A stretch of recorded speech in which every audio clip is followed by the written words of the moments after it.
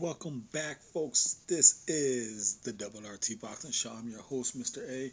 I got a lot of boxing to catch up on, working jobs. And when there's a lot of fights going on from like Thursday to Saturday between Charlo and who else was fighting on Thursday. It was just a lot of boxing. Ended on fucking Monday morning in Japan. So I got a lot of catching up to do. Feel sorry for my channel, but I thank you for following it. Thank you for the 760 that stay with me. Now, I'm going to make all that up so you can come for those who on Christmas you don't have a lot of boxing. You're gonna catch up. I'm gonna be a little late, but it's gonna be boxing talk for you to listen to. Now, what this is for you few viewers who stumbled across this for the first time, the Ready Talk Boxing Show has lots of segments, breakdown and predictions, post-fight recaps. You know, I have something called mR.a'S Thoughts. I am your host, Mr. A, of the Ready Talk Boxing Show. Follow me at Twitter at RRTB Show, at RRTB Show. And what mR.a'S Thoughts is, sometimes I grab topics out of thin air. Like I said, I cover quick just of the show is 1 through 15. If whatever you think of number 9 is, whatever, he could be a sorry motherfucker. We cover him as he goes up the ladder, the belts, and as they get their title shot. That's just gist of what this show is. Basically, if you want to say we cover tomato cans, that's what the Ready Talk Boxing Show is. We cover 1 through 15. I try my best through all the weights, and like I said, so a lot of mR.a'S Thoughts is I get a lot of topics that's not your normal boxing scene, other YouTube channel topics. I got a lot of topics to talk about, and this one is I wasn't I didn't think it was nothing big, but just going around looking at some of the YouTube channels I check out, they're like, oh shit, people are thinking this is something. When I watched it, I had a positive vibe from it. But I'm seeing a lot of people kind of took it negative, and that is the Errol Spence first interview since his accident with PBC. Like I said, there's a few YouTube channels I go to on a regular. I go to Black Fight Fan. I love his message, what he does for the Black Fight Fan. I don't care what people may think about the LDBC. I don't care about that. I support Black Fight Fan for the message he strongly goes by. I fucking love it. Then I do 78. I do T Street.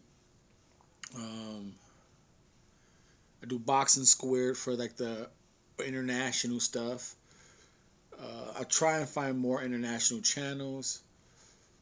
And plus, if you guys know someone who talks long, like 20-minute, 30-minute videos, I like background noise. I love boxing talk. On the Ready Talk Boxing channel. Let's get to it.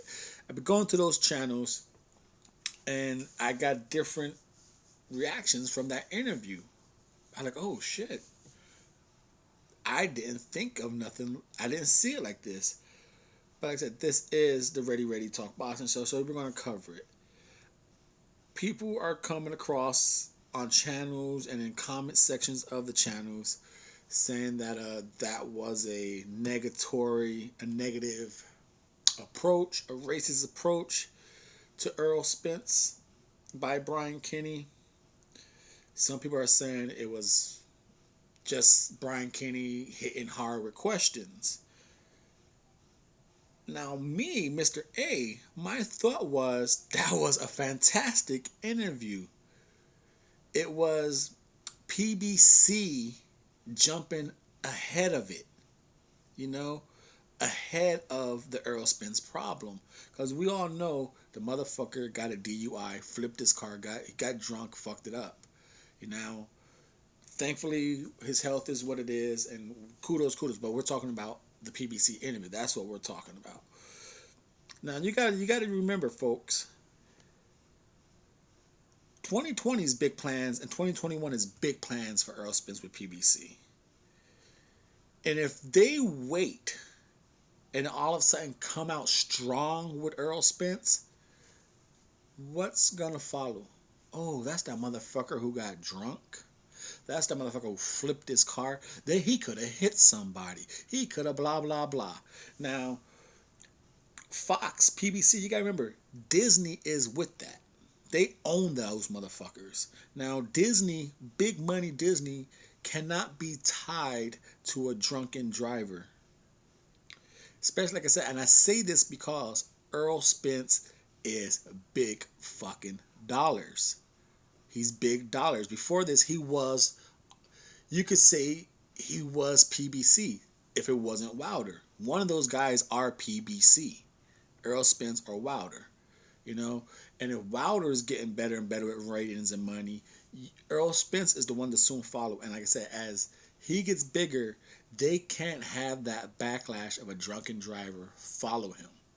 So what they got to do, Disney and Fox, PBC, they got to jump ahead of that reporters and make the story small as shit. So they bring him out on the last card of 2019. They have Brian Kennedy, who is known for being an asshole, I guess, and pressing for interviews. You know, he has a nonchalant attitude with his voice.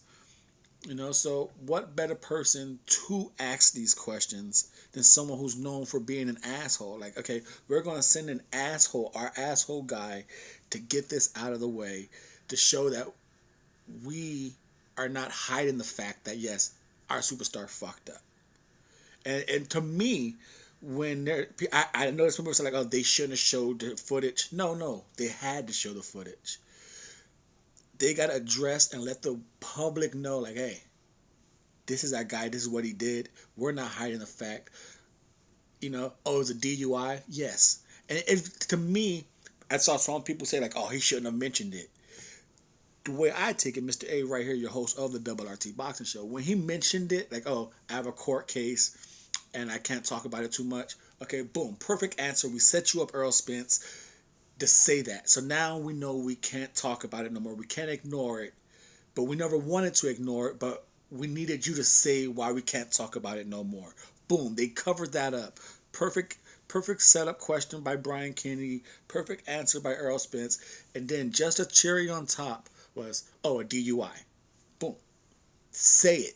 You know, PBC, Disney, Fox, they're not hiding the fact that their superstar, their moneymaker, got a DUI, fucked this shit up. They put it all out there so you can't throw it back in the face. You can't throw it in their face no more. We introduced our problem and we're fixing our problem. And like I said, I took it when he says, oh, a DUI. I took it like he said it real DUI, like, yeah, nonchalantly, and passed it right on. You know what I mean? Some people took offense to how he said it. Again, I took it like, yeah, DUI, DUI, right? And just pressed it on like he tried his best to me in his tone to downplay it the best he can. Some people said it was an asshole tone. I thought it was a cover up tone.